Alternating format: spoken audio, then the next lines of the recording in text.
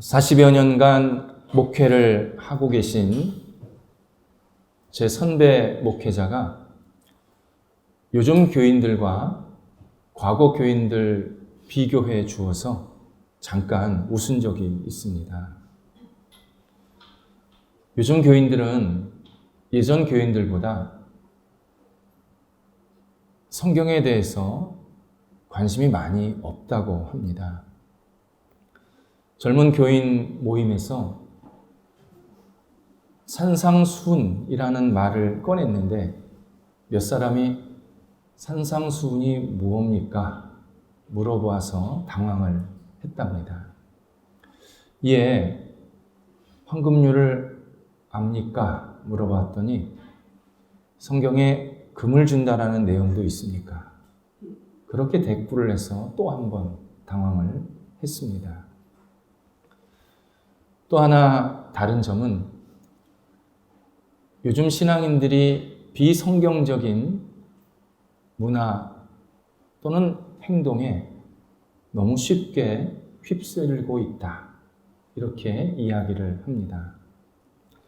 한 교인이 자기 아들과 예비 며느리 사이에 사주와 팔자 자세히 보았는데 너무 잘 어울려서 하나님께 감사했다. 그러더니 길이를 택해서 결혼 날짜를 정하면 그때 목사님한테 알려드릴 테니 축복 기도 좀 해달라고 부탁을 하더랍니다. 이 목사님이 속으로 너 누구냐? 예전에도 이런 일이 종종 있었다고 합니다. 그런데 쉬쉬했습니다.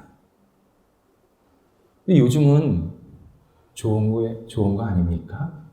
이렇게 말하면서 아주 쉽게 사주, 팔자, 타로, 길일 편하게 이야기하는 것을 자주 듣게 됩니다. 확실히 신앙생활 하기 어려운 시대가 맞습니다. 비성경적이고 비기독교적인 가치와 문화가 우리 일상 깊이 또는 넓게 너무 많이 퍼져 들어와 있습니다. 무엇가 신앙적이고 무엇이 비신앙적인지 구별이 잘 안 될 정도로 굉장히 혼잡하게 섞여 있습니다. 마치 구약성경의 다니엘 시대와 같습니다. 이스라엘은 이집트의 노예 생활을 한 이후로 수백 년 동안 다른 나라의 외국의 노예나 포로가 된 적이 없습니다. 이 말은 출애굽 이후에 하나님을 믿는 신앙이 잘 안정되었다는 뜻입니다. 비록 각 개인이 하나님을 잘 못 믿는 한이 있더라도 그래도 하나님을 믿어야 되는 신앙이 우리 이스라엘의 신앙이다. 이것이 잘 정리가 되었다는 뜻입니다. 그런데 다니엘 시대 때 나라가 완전히 망해서 무너집니다. 이스라엘 백성들은 바벨론 제국 곳곳에 흩어져서 포로 생활을 해야 했습니다. 이스라엘이 무너졌다는 것은 신앙생활하기가 어려워졌다는 뜻입니다. 하나님을 믿는 것이 계속 방해받을 뿐만 아니라 하나님을 믿지 않도록 강요를 받고 있다는 뜻입니다. 더욱이 다니엘과 그 백성들이 자기를 다스렸던 지도자는 하나님을 경외하는 사람이 아니라 우상을 숭배하는 우상 숭배자들이었습니다.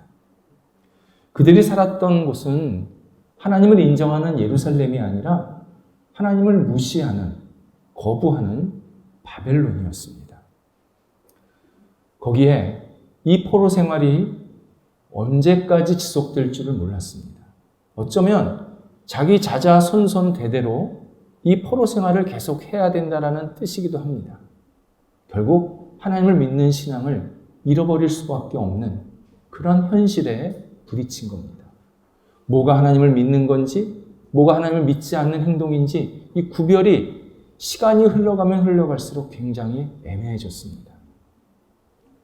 이때 다니엘은 바벨론에서 하나님께 충실합니다.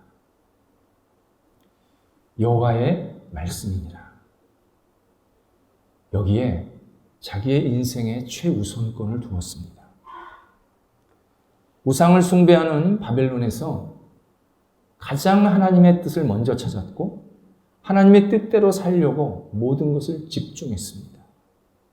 그래서 다니엘은 수많은 비신앙적인 또 비성경적인 또 하나님 보시기에 아름답지 않은 문화들을 계속 하나씩 걸러냈습니다. 하지만 다니엘은 광신도는 아니었습니다. 세상이 혼란해지면 과격한 신앙이 자생하기가 쉽습니다. 사람들을 선동하면서 이렇게 해야 된다, 저렇게 해야 된다, 이렇게 따라야 된다 하면서 한쪽으로 계속 몰고 가는 사람들이 있습니다. 하지만 복음에 충실하다라는 것은 과격한 신앙, 광신도가 될 필요가 없습니다. 복음적으로 사는 것 자체가 강력한 힘이 있습니다. 복음 위에 굳건히 서면 그 사람은 그 사회에서 신앙생활을 잘하는 정도가 아니라 건강하고 균형 잡힌 일상생활을 하게 됩니다. 복음으로 더 깊게 서지 못해서 문제지 복음에 굳건히 서면 복음이 내 생활 속에서 가장 중심으로 들어오면 그 사람은 누구보다도 모범적이고 그리고 바람직한 삶을 계속 살게 됩니다. 로마서는 예수 그리스도를 믿음으로 의에 이르고 구원을 받는다라는 내용으로 시작이 되었습니다. 후반부에 가면 갈수록 의롭게 된 사람이 어떻게 살아야 되는지, 복음으로 산다는 것이 어떤 생활인지를 하나하나 적시해 줍니다. 이때 바울은 어떤 내용도 과격한 내용, 광신도적인 내용을 우리에게 소개해 주지 않았습니다.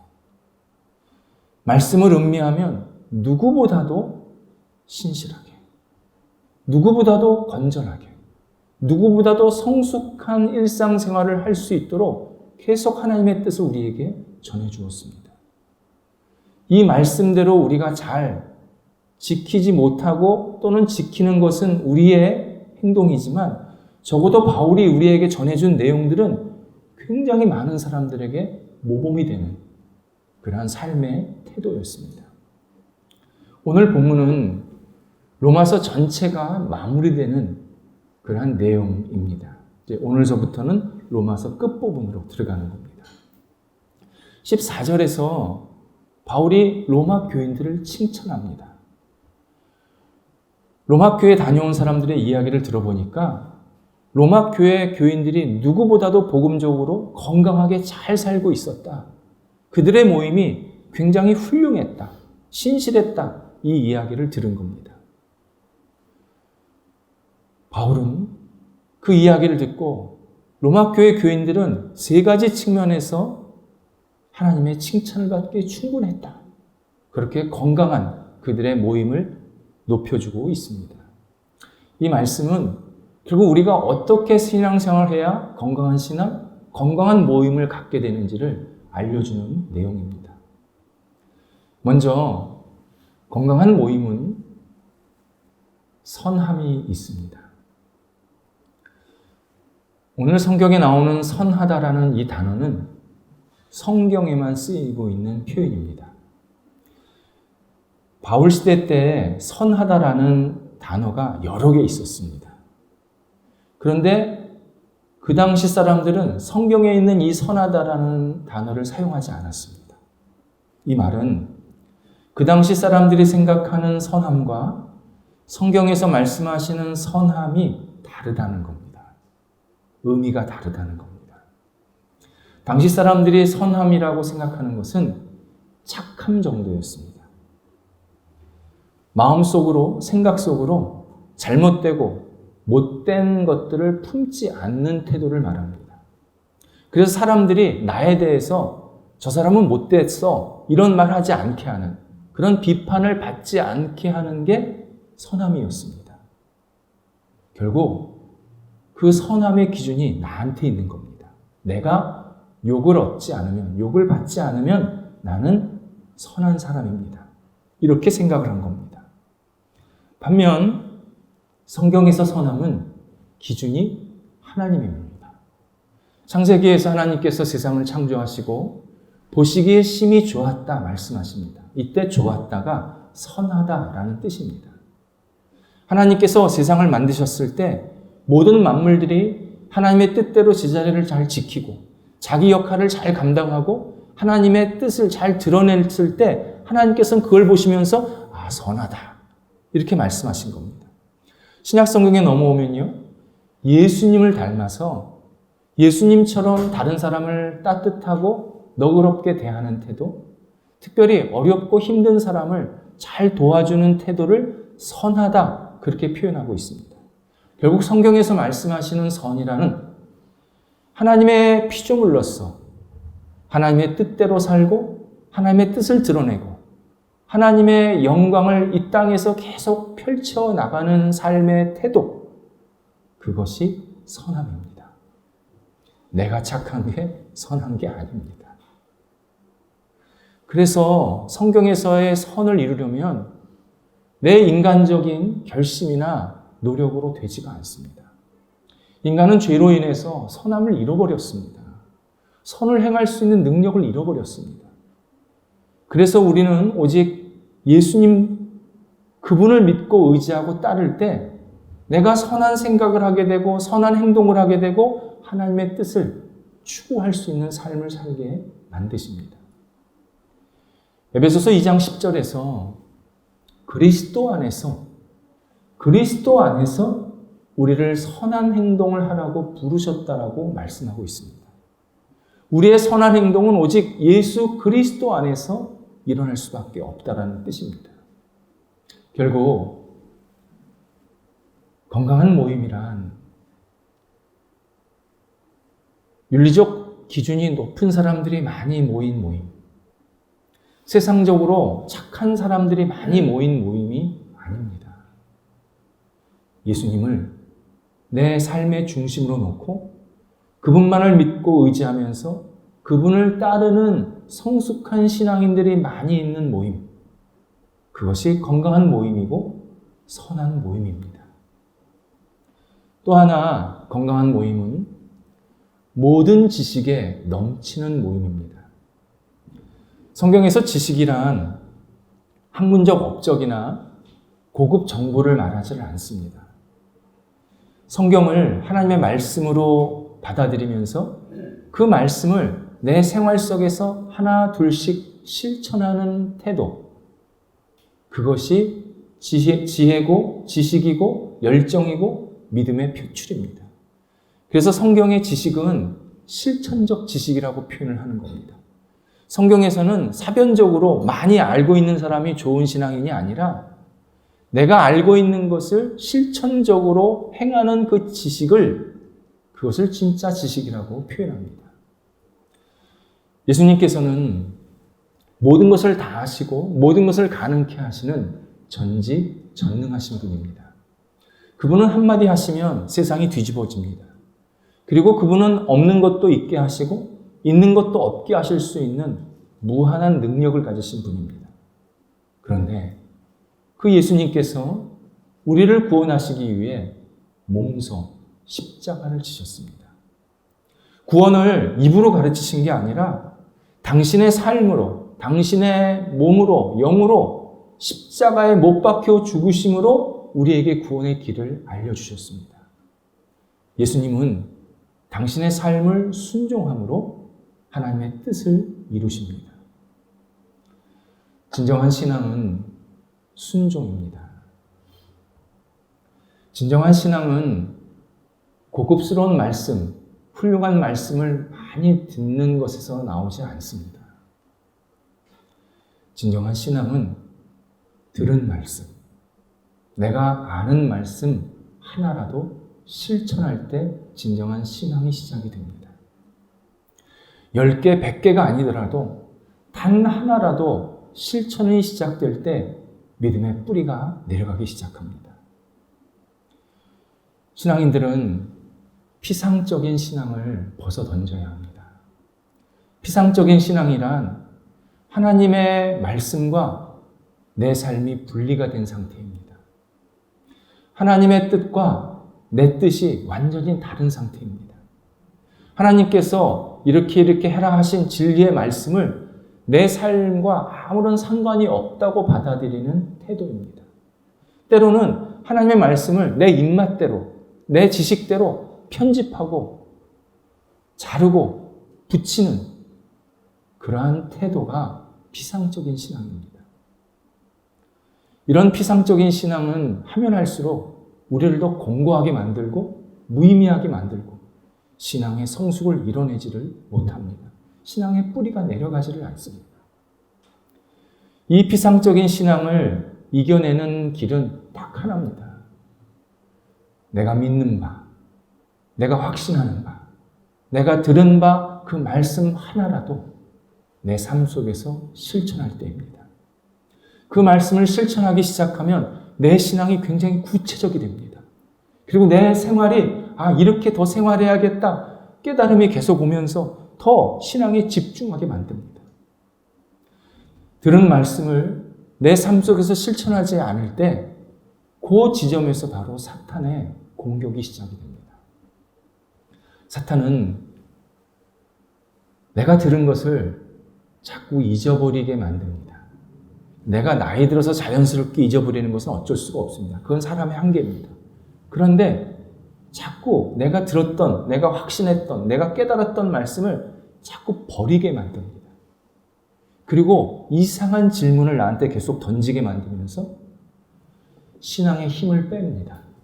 신앙의 집중력을 약화시킵니다. 예를 들어서 내가 하나님의 말씀을 깨달은 바가 있어서 하나 실천하려고 하는 그 찰나에 야, 왜 이렇게 힘들게 살아? 그거 실천 안 해도 돼. 저 옆 사람 봐봐. 저 사람도 신앙생활 하는데 그렇게 안 하잖아. 신앙생활 그렇게 힘들게 하지 마. 편하게 해. 교회는 왔다 갔다 하면 돼.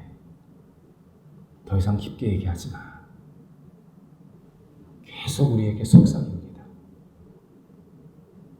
그래서요, 내가 말씀을 실천하지 않으면 마음이 되게 편합니다. 마음이 편한 게 두 가지인데요. 하나는 하나님께서 주신 마음에 평안이 있는가 하면 사탄이 나한테 그냥 안주하게 하는 편함이 있습니다. 내가 말씀을 실천하지 않으면 안주함의 편안함이 생깁니다. 또 하나님 누가 만들었대? 하나님이 인간이 됐다는 게 말이 되냐? 예수님께서 이 땅에 살아계셨다는 거 너 어떻게 알아? 예수님이 십자가에 못 박혀 죽었고 부활했다는 거 그 증거 있어? 계속 이런 질문들을 우리한테 던집니다. 사실 이런 질문에 확실한 증거를 가지고 이겁니다 라고 답할 수 있는 사람은 한 사람도 없습니다. 인간은 오래 살아야 100년입니다. 2000년 전에 일어난 일들을 우리가 어떻게 증거를 가지고 이겁니다 말할 수 있겠습니까? 뿐만 아니라 이러한 질문들은 우리의 한계를 벗어나는 질문들입니다. 우리는 피조물입니다. 근데 창조주에 대놓고 당신은 누가 만들었습니까? 이렇게 묻는 것 자체가 모순입니다. 우리는 성경에 쓰여져 있는 대로 또 우리 신앙의 선조들이 우리한테 전해준 대로 예수님께서 이 땅에 오셨고 십자가에 죽으셨고 부활하셨고 그리고 그것 때문에 우리가 구원을 얻었고 그분이 우리의 생명의 주인이다라는 그 사실을 믿음으로 고백하는 겁니다. 이게 핵심입니다. 그 증거는 그냥 그런 증거들이 몇 개 있다라고 얘기하는 겁니다. 그런 거 증거 없어도 우리는 예수님이 우리의 구원자임을 확신합니다. 따라서 이런 질문들을 계속 우리한테 만들어 주는 거는 자꾸 우리의 신앙을 허물어뜨리려고 하는 겁니다. 마치 초등학생에게 지금서부터 50년 동안에 있을 세계 정세 변형에 대해서 좀 설명 좀 해줘봐. 이렇게 말하는 거, 물어보는 거랑 똑같습니다. 이건 초등학생이 대답할 문제가 아닙니다. 마찬가지로 우리가 하나님의 본질에 대해서, 하나님의 이 땅에 오심에 대해서, 예수님의 십자가의 죽음과 부활에 대해서 설명하는 것은 우리의 권한 받기입니다. 하나님께서 그냥 우리에게 그렇게 알려주신 뿐입니다. 핵심은 내가 들은 바, 내가 믿는 바를 하나라도 실천하는 것입니다. 로마 교회 교인들이 그랬다는 겁니다. 당시 로마에는 많은 사상가와 철학자들이 있었습니다. 그들이 얼마나 기독교 신앙을 비판하고 난도질했는지 모릅니다. 근데 로마 교인들은 거기에 전혀 휩쓸리지를 않고 우리에게 알려주신 하나님의 말씀을 우리는 지킵니다. 그러면서 하나씩 둘씩 실천하고 삶 속에서 생활화했더니 로마가 변한 겁니다. 기독교 신앙을 비판했던 사상가나 철학자들은 다 죽었는데 그래서 기독교를 못 무너뜨렸습니다. 그런데 그 신앙, 그 믿음을 가지고 내게 주신 말씀을 하나씩 실천한 로마 교인들이 결국 로마 사회를 변화시켰습니다. 로마를 기독교 신앙으로 완전히 새롭게 만들었습니다. 우리가 들은 말씀, 확신한 말씀을 하나라도 내 삶 속에서, 내 가정 속에서, 내 일터 속에서 실천할 때 내가 변합니다. 내 가정이 변합니다. 내가 있는 모임, 내 주변 모든 공동체가 조금씩 하나님의 뜻에 맞게 세워지게 됩니다. 행하는 것, 믿은 것을 행하는 것, 그것이 진정한 신앙의 핵심이고 건강한 모임의 특징입니다. 또 하나, 건강한 모임은 권하는 능력이 있는 모임이라고 설명을 해줍니다. 한글 성경에는 능력이라는 말이 빠져 있습니다. 그냥 권하는 자라고만 되어 있습니다. 근데 원래 성경에는 권하는 능력이 있는 사람들이 가득 있다. 이렇게 표현되어 있습니다. 건강한 모임은 권하는 그러한 모임이라는 뜻입니다. 권하다라는 뜻이 다른 사람을 신앙적으로 잘 생활할 수 있도록 그리고 하나님의 뜻을 이룰 수 있도록 도와주고 알려주고 독려한다라는 의미입니다. 그러니까 우리가 보통 권면하다라고 표현을 하는데 그것이 바로 권하다입니다. 근데 이 권하다, 권면하다가 왜 능력이냐면 사람의 힘으로, 지식으로 되지를 않습니다. 이 권하는 능력은 오직 성령께서 나한테 지혜를 주시고 용기를 주시고 능력을 주셔야 내가 다른 사람을 권면할 수 있습니다. 그리고 그런 권면을 할 때 권면한 사람과 권면받은 사람이 영적으로 더 단단한 신앙의 관계로 유지가 됩니다. 그렇지 않으면 단순히 인간적인 지식을 가르치는 그냥 나는 가르치고 저 사람은 배우는 사람, 마치 갑과 을의 관계처럼 그렇게 잘못된 관계가 형성이 될 수 있습니다. 성경은 그런 관계는 옳지 않다고 말씀하십니다. 성령의 은혜로, 성령의 능력으로 내가 다른 사람을 신앙적으로 잘 세울 수 있도록 도와주고 격려하는 일. 그래서 능력, 성령의 능력이라고 표현한 겁니다. 이 권하다라는 단어가 사도행전 20장 31절에 나옵니다. 바울이 에베소 근처 밀레도에서 에베소 교인의 지도자들을 따로 만나게 됩니다. 바울이 에베소를 못 들어갔습니다. 들어가면 죽는 게 뻔했기 때문에. 그래서 지도자들을 따로 밀레도라는 곳으로 불러서 만나서 이야기를 하는데 그때 하나님의 뜻을 전해줍니다. 뭐라고 그러냐면 내가 에베소에서 목회할 때 교인들을 눈물로 훈계하는 것을 여러분들이 기억해야 합니다. 그리고 그렇게 행해야 합니다. 이렇게 하나님의 뜻을 전합니다. 이때 훈계하다가 권면하답니다. 바울은 에베소 교인들이 서로 신앙적으로 잘 설 수 있도록 권면하고 도와주고 그리고 격려하는 일들을 해야 그 신앙의 모임이 돈독하게 설 수 있다고 분명하게 강조해 준 겁니다. 에베소는 당시 우상 숭배의 진원지였습니다. 정말 자칫하면 에베소 교회에 나오는 사람들이 다 우상 숭배에 빠질 수밖에 없는 상황이었습니다. 이때 바울이 지도자를 데리고 에베소 교회 안에서 계속 신앙적으로 독려하고 도와주는 일을 해야 합니다. 이게 하나님의 뜻입니다. 알려준 겁니다. 우리는 내 옆사람이 신앙생활 잘하면 나랑 무슨 상관이 있나 그렇게 생각할 수도 있습니다. 두 가지 측면에서 신앙의 권면은 반드시 필요합니다. 하나는 기독교 신앙이 진리이기 때문입니다. 기독교 신앙은 받아들여도 되고 안 받아들여도 되는 선택이나 액세서리가 아닙니다. 사람들은 액세서리로 생각하기 때문에 기독교 신앙을 폄하하는 겁니다. 기독교 신앙은 인간을 구원해주는 유일한 진리입니다. 이 신앙을 떠나면 그 사람에게는 심판과 징벌밖에 남는 게 없습니다. 정말 소망 없습니다. 근데 이 기독교 신앙 안에 계속 있으면 내가 부족하고 부끄러운 점이 많이 있을지라도 내가 가는 길은 계속 구원의 길입니다. 하나님이 인정하시는 길이고 하나님께서 나에게 영생을 주시는 유일한 길이 바로 기독교 신앙 안에 있습니다.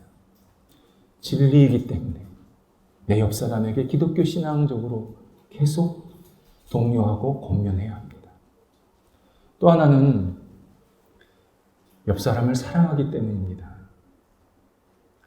옆 사람을 사랑하지 않으면 옆 사람이 어떻게 살든 관심 없습니다. 그런데 내가 예수님을 믿고 따르면요, 예수님께서 내 마음에 옆 사람에게 관심을 갖게 하십니다. 사랑하게 만드십니다. 기도하게 만드십니다. 그래서 내가 지금 예수님을 잘 믿고 있는가 안 믿고 있는가를 확인하려면 스스로 내 옆 사람을 사랑하고 있는가, 내 옆 사람을 정말로 하나님이 나한테 보내주신 영적인 동역자로 여기고 있는가, 이 사람에게 내가 관심이 있는가, 이것을 스스로 확인하면 내가 신앙생활을 제대로 하고 있구나 아니구나 확인을 할 수가 있습니다. 옆 사람을 사랑할 때 그 사람이 신앙적으로 잘 서기를 간절히 원해서 그에게 권면을 하게 됩니다.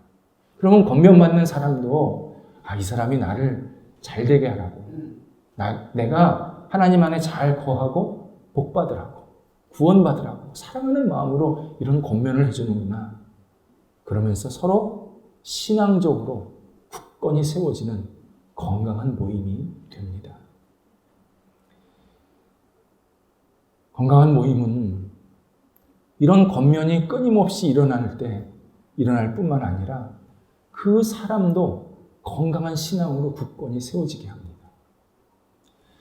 16절에서 바울이 자신은 이방인을 하나님과 연결시켜서 이방인들이, 하나님을 알지 못하는 이방인들이 구원과 복을 얻게 하기 위한 중개자다. 그런 정체성을 고백하고 있습니다. 그것을 뭐라고 표현하고 있냐면 복음의 제사장 직분이라고 표현하고 있습니다. 복음의 제사장 직분. 제사장은 일반 사람과 하나님과 연결시켜주는 사람입니다. 바울은 하나님을 알지 못하는 이방인과 하나님과 예수 그리스도를 통해서 서로 연결시켜줘서 이방인들이 하나님의 뜻을 알고 하나님 안에서 복받고 하나님께 구원을 받는 그런 놀라운 은혜의 삶을 살도록 중매쟁이가 되었다라고 고백하는 겁니다. 결국 이 고백은 우리가 그런 역할을 해야 된다는 겁니다. 중매, 남성과 여성만 연결시켜주는 게 중매가 아닙니다. 하나님과 아직 하나님과에 대한 믿음이 불확실하고 좀 이렇게 흔들리는 사람들을 연결시켜주는 것도 중매입니다. 그리스도인들은 다 중매쟁이입니다. 저도 중매쟁이, 우리 신앙인들도 다 중매쟁이입니다. 그래서 예수님을 다른 사람에게 소개시켜줘서 그 예수님 안에서 그 사람이 복받고 은혜받고 새롭게 살 수 있도록 계속 중개자의 역할을 우리가 감당해야 합니다. 그래야 내 신앙도 건강해지고 그가 속해 있는 모임도 건강해집니다. 이때 중요한 게 있습니다. 복음입니다. 복음 안에서 그 사람의 구원을 받고 복을 받는 겁니다. 복음을 떠나면 그 가르침이 아무리 대단하고 유료해도 그 끝은 절망입니다. 심판입니다. 오직 복음을 통해서 우리는 구원을 받고 복음을 통해서 하나님 안에서 복을 받습니다. 뿐만 아니라 복음에다가 덧붙이면 안 됩니다. 수많은 이단들이 실수하고 실패했던 이유가 복음에다가 무엇을 덧붙였기 때문입니다. 이단들이요, 처음서부터 반복음적인, 비성경적인 내용 가르치는 거 아닙니다. 처음에는 다 복음을 가르쳤습니다. 그런데 끝에다가 그리고 해놓고는 자기의 생각, 자기의 욕심, 자기의 가치, 자기의 지식을 덧붙인 겁니다. 그러다 보니까 사람들이 엉뚱한 방향으로 계속 가는 겁니다. 예수님을 믿음으로 구원을 받습니다. 그리고 이러이러한 일들을 행해야 합니다. 그렇게 목록을 만들어 놓고 행하라고 가르쳤습니다. 예수님의 은혜로 우리는 구원을 받습니다. 가르쳐 놓고는 자기 공로가 있어야 합니다. 하면서 계속 공로 있는 그런 신앙을 계속 옆에서 부추겼습니다. 예수님의 사랑으로 우리는 구원을 받습니다. 그래 놓고 자기 의를 붙였습니다. 이런 거 하면 의가 높습니다. 그렇게 계속 가르친 겁니다. 하나님을 가르쳐 놓고는 하나님을 무시하는 세속적인 방법을 가르치면서 그렇게 살려고 합니다. 그래서 얼마나 많은 사람들이 잘못된 길로 빠져드는지 모릅니다. 신앙이 중요하다고 얘기하면 당연히 가정도 중요하고 자기의 삶도 중요한데 가정도 내팽개치게 하고 자기 삶도 다 내팽개치게 만들었어요. 바울이 갈라디아서에서 우리는 오직 예수 그리스도를 믿음으로 의롭게 되고 구원을 얻는다라고 로마서에보다 더 강력하게 강조합니다. 그런데 일부 잘못된 선생들이 예수님을 믿는 것도 중요하지만 율법을 지켜야 그 사람이 의롭게 될 수 있다라고 플러스 율법을 더 가르친 겁니다. 이때 바울이 갈라디아서 5장 2절에서 너희에게는 예수 그리스도가 유익이 없다. 너희는 너희 신념을 따르는 거지 예수님을 따르는 게 아니다. 너희는 예수님 때문에 구원 못 받는다. 너희 신념 때문에 망한다. 이렇게 분명하게 정리를 해주었습니다. 우리는 오직 복음 위에 굳건히 서야 합니다. 복음 위에 굳건히 선다는 것은 오직 예수님만이 나의 구원자요 인도자이시다. 예수님이 나를 사랑하시고 예수님만이 나를 끝까지 책임지시는 위대한 하나님의 아들이요 나의 그리스도다. 이것을 확신하면서 그 예수님 안에서 계속 거해야 합니다. 예수님 안에 거한다, 복음으로 산다라는 뜻은 예수님의 마음을 내가 품고 산다라는 뜻입니다. 예수님이 하신 사랑을 나도 실천한다라는 뜻입니다. 예수님의 삶을 내 삶으로 그대로 옮겨온다라는 태도를 말합니다. 예수님이 내 모든 것이 되신다. 내 목표는 오직 예수님이다. 나는 예수님만 닮아간다. 예수님의 말씀만 따른다. 예수님처럼 나는 살고 싶다. 여기에 모든 것을 집중하는 삶이 복음 위에 굳건히 세워진 삶입니다. 신앙인들은요, 믿음을 단순하게 해야 합니다. 우리 시대의 신앙이 굉장히 혼잡해진 이유는 믿음을 복잡하게 해요. 내 목표는 예수 그리스도 딱 한 분인데 자꾸 주변의 것들을 만들어 놓고 그걸 따라가려고 그래요. 우리는 내 믿음, 오직 예수 그리스도 한 분만으로 단순하게 믿어야 합니다. 예수님이 내가 너 사랑한다, 끝까지 인도한다, 책임진다, 너와 함께한다 말씀하셨으면 네, 믿습니다. 믿습니다. 단순하게 믿어야 합니다. 그리고 생활은 적극적이고 열심으로 실천해야 합니다. 생활은 하나님께서 나한테 알려주신 말씀을 정말 내가 오늘 마지막 이걸 실천한다 생각하면서 거기에 집중해야 합니다. 믿는 것은 단순하게, 생활은 열심히. 이게 신앙의 본질입니다. 예수 그리스도 그분 한 분만으로 우리에게 구원은 충분합니다. 세상에서는요, 예수 그리스도 이외의 것들을 너무 많이 우리들한테 강요합니다. 가르칩니다. 소용없습니다. 예수님이 우리의 구원자이십니다. 예수님만이 우리를 끝까지 인도하시고 예수님을 닮아갈 때 그때 나나 우리 모임이 하나님 보시기에 아름답고 선한 열매를 계속 맺게 만드십니다. 예수 그리스도 그분만 우리의 삶의 중심으로 놓고 살아갈 때 내 삶이 우리가 속해 있는 가정이 모임이 건강하고 복된 모임 개인으로 날마다 성숙해 갈 것입니다. 기도하겠습니다. 하나님, 오직 예수 그리스도만이 우리의 삶의 목적이 되게 하여 주옵소서. 예수님만 따르게 하시고 예수님만 의지하게 하시고 예수님만 바라보게 하시고 예수님 안에만 거하는 저희들이 될 수 있도록 인도하여 주시옵소서. 우리를 흔들고 염려하게 만들고 낙심하게 만드는 세상의 모든 혼란스러운 소식들을 예수님의 능력으로 막아 주시옵시고 날마다 주님 붙잡고 한 발자국 한 발자국 믿음으로 앞을 향해 나아갈 수 있는 거룩한 하나님의 사람들이 될 수 있도록 인도하여 주시옵소서. 예수님의 이름으로 기도드립니다. 아멘.